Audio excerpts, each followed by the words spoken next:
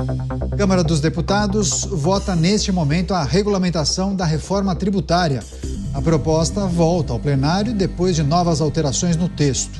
O relator do projeto, o deputado Reginaldo Lopes, decidiu restabelecer o imposto seletivo, chamado Imposto do Pecado, para bebidas açucaradas, ponto que foi excluído, inclusive, no texto quando foi votado pelos senadores.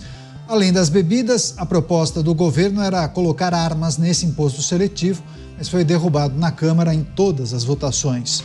Com isso, o governo, que é a favor do desarmamento, vai ter que diminuir os impostos sobre armas e munições. Para muitos, essa é uma derrota do governo federal e a gente está justamente acompanhando as imagens ao vivo, Geração de Brasília, os debates que acontecem nesta sessão de regulamentação da reforma tributária sob análise dos deputados. Chamar os nossos comentaristas, Roberto Mota ao vivo, no Rio de Janeiro, vai trazer suas impressões, as expectativas para essa votação da reforma tributária. Mota, os deputados fizeram mudanças, ajustes naquelas propostas que foram feitas pelos senadores e aquele IVA que nós teríamos como o maior do mundo, possivelmente haverá uma redução de 0,7%. Mesmo assim, a taxa deve ficar alta, né, Mota? Provavelmente, Caniato. Eu não acho que esse 0,7% vai fazer muita diferença. Boa noite para você, boa noite aos meus colegas de bancada, boa noite nossa querida audiência. Essa reforma tributária é um espetáculo. A gente só não sabe se é uma comédia ou um filme de terror. Há uma frase que diz que o diabo está nos detalhes. Tudo nessa reforma está nos detalhes. É impossível para o cidadão comum acompanhar o que está sendo decidido no Congresso. A única coisa que a gente sabe com certeza é que as bebidas açucaradas vão pagar esse tal imposto do pecado. Minha impressão é de que vai ser preciso muita bebida açucarada para aguentar essa reforma. Muito bom, Malta. As pessoas se perguntam, mas e a bebida zero? Será que vai ficar mais barata? Você, Luiz Felipe Dávila, suas impressões, votação da regulamentação da reforma tributária, enfim, alguns ajustes no texto que foi aprovado pelos senadores, né? Tiraram o benefício, inclusive, do setor de saneamento básico, incluíram as bebidas açucaradas, como nós trouxemos no imposto do pecado. Além disso, a retirada de medicamentos e serviços de educação de uma faixa de alíquota reduzida, além de outros itens. Suas considerações, Dávila. Boa noite, Caniato, boa noite, Mota, boa noite, Beraldo, e boa noite à nossa audiência. Caniato, só essa descrição que você acabou de dar mostra como a reforma foi totalmente pervertida desde o começo. Era uma reforma para simplificar as regras, fazer com que todo mundo pague uma alíquota com pequenas diferenças. Mas essa questão da excepcionalidade chega a detalhes de incluir bebida açucarada ou não, medicamento A e não medicamento B, ou na cesta básica vai ter um produto, não vai ter outro. É uma barbaridade. Nós criamos uma complexidade que foge completamente o espírito inicial dessa reforma, que era simplificar as regras. Mas aqui, para o nosso ouvinte, precisa entender só uma coisa. A única coisa que interessa é saber se o Congresso Nacional vai ter coragem de reduzir a carga tributária ao longo do tempo. Daí, aquela minha sugestão antiga do projeto do IVA, que deveria fixar um teto máximo de 21%, que é o máximo dos países da América Latina, e um piso de 15%, para que num período de 8 a 10 anos nós possamos ter uma das cargas tributárias mais baixas do mundo. Mas não é isso que está ocorrendo. Provavelmente vamos continuar a ter um dos IVAs mais altos do mundo, com muitas regras de excepcionalidade que violam completamente o espírito inicial de simplificar a regra do jogo. Infelizmente, perdemos a chance de fazer uma boa reforma tributária para equiparar o sistema tributário do Brasil com demais democracias desenvolvidas. E não podemos esquecer, né, Caniato, sempre de lembrar a nossa audiência aqui, que a judicialização tributária é fruto desse sistema complexo. Isso representa 75% do PIB brasileiro, contra 0,28% da média dos países da OCDE. Chamar o Cristiano Beraldo, tá com a gente, o Beraldo? Se a produção puder colocar o Beraldo com a gente. Você, Cristiano Beraldo, ao vivo, vai trazer também suas impressões. Beraldo, seja bem-vindo, ótima noite a você. Enfim, em linhas gerais, de que forma essa reforma pode contribuir com o cidadão, com os empresários? Haverá uma simplificação? Distorções foram corrigidas, Beraldo? O Dávila, acho que traz um ponto que é importante, né? A excepcionalidade, né? Setores e produtos recebem alguns benefícios e outros não, né? E isso faz com que o IVA fique mais alto. Obra do quê? Dos lobistas? Ô, Caniato, você está de brincadeira, Caniato. Contribuir com o cidadão vai contribuir com o governo e com os amigos do governo. É disso que se trata. Boa noite a você, boa noite ao Dávila, ao Mota e à nossa audiência que nos prestigia diariamente aqui nos Pingos nos Is.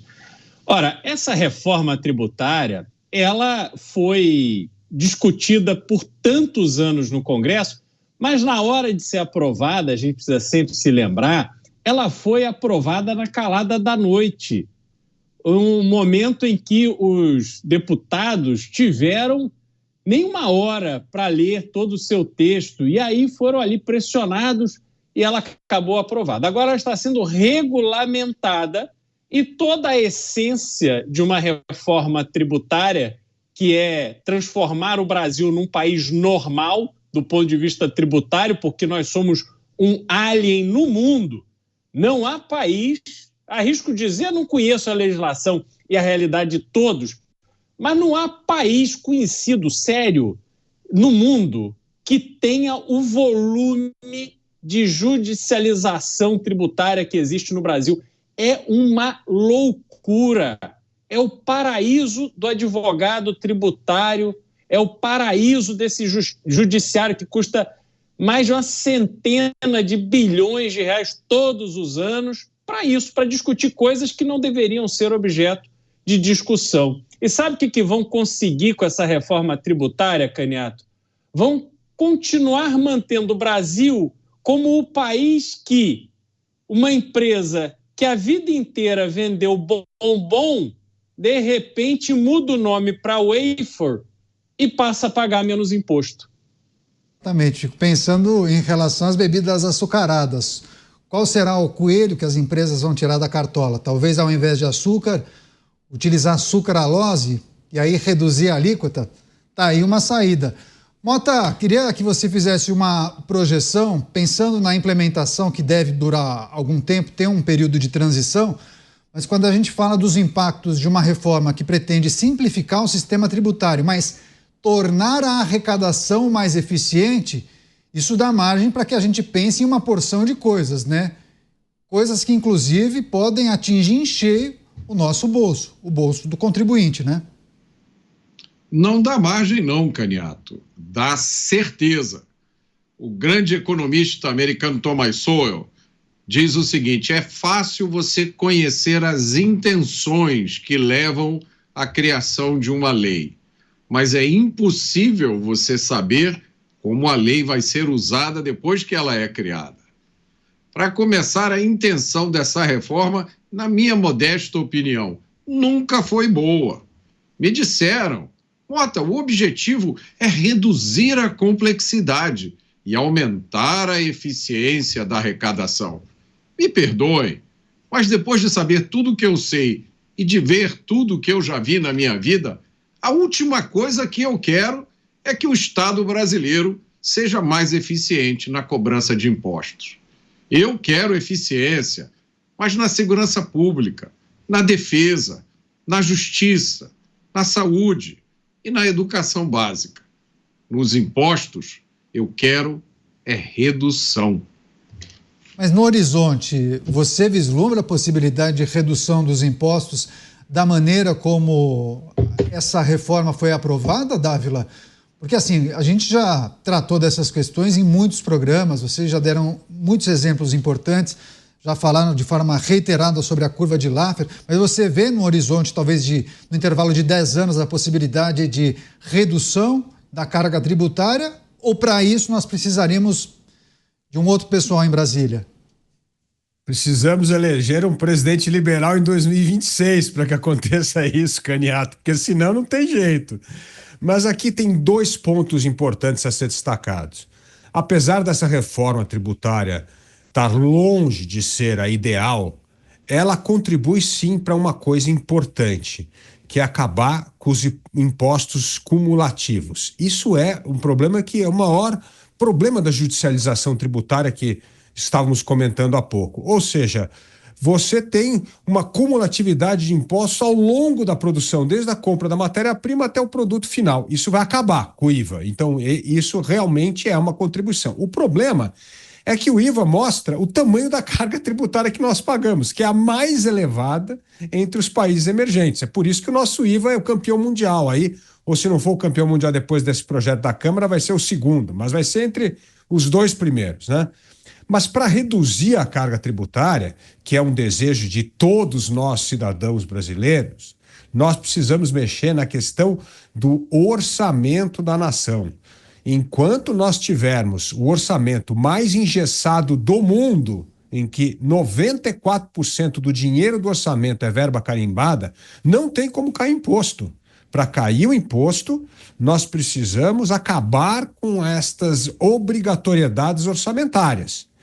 Isso é, sim, uma reforma que precisa passar pelo Congresso Nacional. Precisamos desvincular esses gastos obrigatórios, acabar com essa constitucionalização de despesas carimbadas, para que nós possamos ter flexibilidade para reduzir os impostos. E, por último, Caniato, a famosa reforma administrativa, para permitir que você faça a reforma que o Mota sugira, de ter 8 ministérios, e poder realmente fechar 8 ministérios e demitir todo mundo do ministério, porque senão não adianta nada.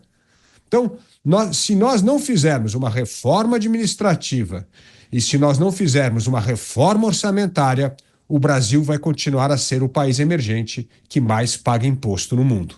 Os debates em relação a essa aprovação seguem na Câmara Federal. Nossa produção está monitorando. Qualquer debate, qualquer fala importante, qualquer avanço em relação a essa aprovação, a gente traz ao vivo aqui em Os Pingos nos Is.